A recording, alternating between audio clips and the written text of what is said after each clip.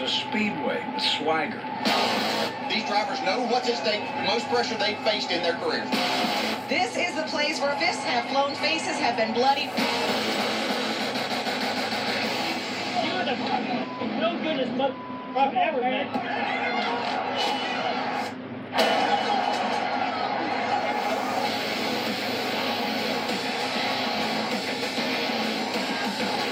You gotta raise your game. Everybody's going to, and you just gotta raise it more than the other person. Last time that the Sprint Cup cars will be on the track before the green flag tomorrow afternoon. It's final practice for the NASCAR Sprint Cup Series from Texas Motor Speedway. 8 drivers still with a shot at the championship. Jimmy Johnson win a week ago. Will advance to the championship 4 in Miami. Who will join him? Will it be Denny Hamlin, Matt Kenseth, and Kyle Busch, who all right now are above the cut line? Or will someone below the cut line win and guarantee their spot at Miami?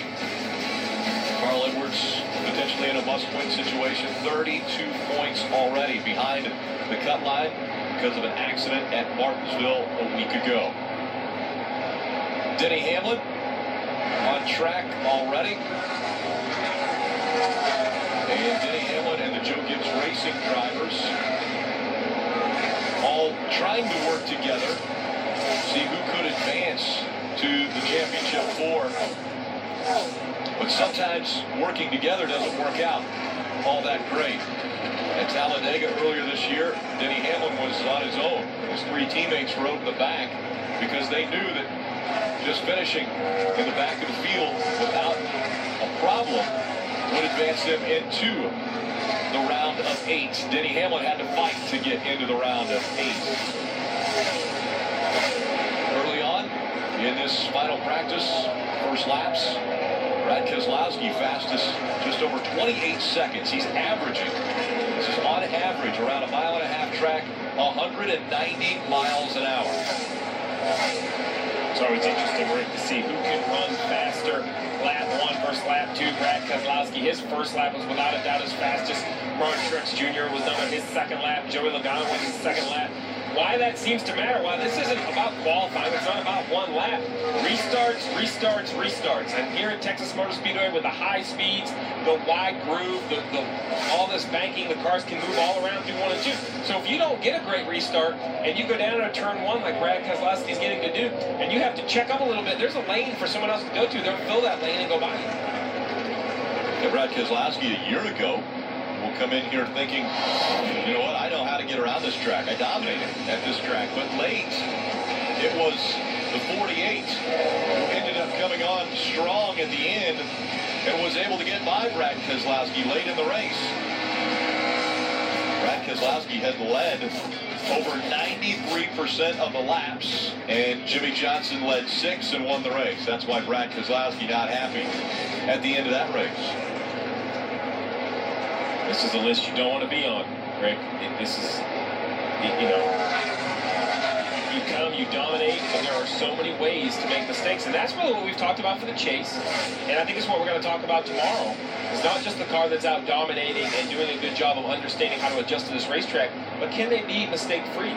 500 miles. We're going to talk about green flag pit stop. Really, this race should have it all. Green flag pit stops, restarts, some strategy, when to put the tires on. Who can avoid all of those things to be clean all the way through? Well, and as you mentioned that, we ride along with Kyle Busch, who hasn't had a clean weekend, hasn't had a event-free weekend, because to start off practice, and when I say start off, the first lap on the track for Kyle Busch in practice on Friday, he's coming out of turn number 4. The car gets loose over the bumps and right up into the wall, slams it, and that means he's going to a backup car. Yeah, this is how quickly it happens. You know, the mistake that caused him to get into the wall was way back in the middle of the corner over the bumps, as you mentioned.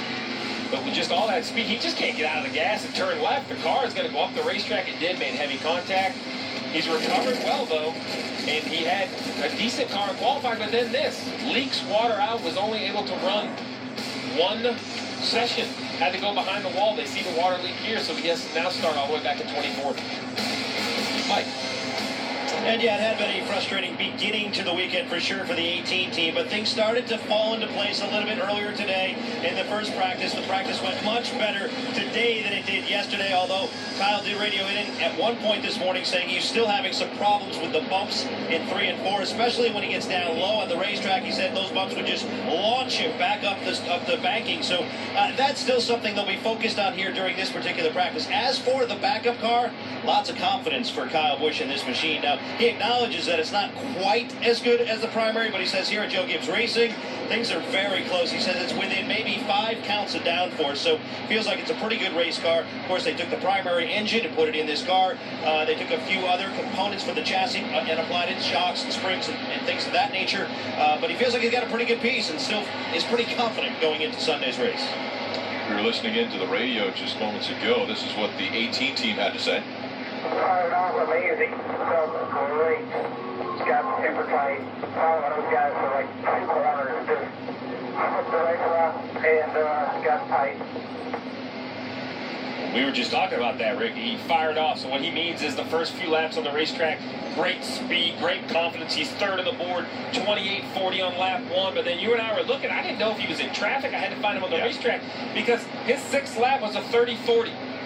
You compare that to, say, Joey Logano or the 48 of Jimmy Johnson, their 6 laps are more around 29, 60s, and 70s. That's 3/4 of a second off. And he knows that was only in 6 laps. Right. A fuel run around 50 laps, just over 50 laps here. There's no reason to keep running. He comes in, you have to make major changes. And we're going to have this compromise all day long in practice.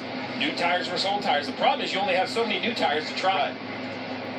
They have a limited number of sets that they can work with and a limited number of sets that they'll take to the race with them. Keselowski, Truex Jr., the top 2 in practice.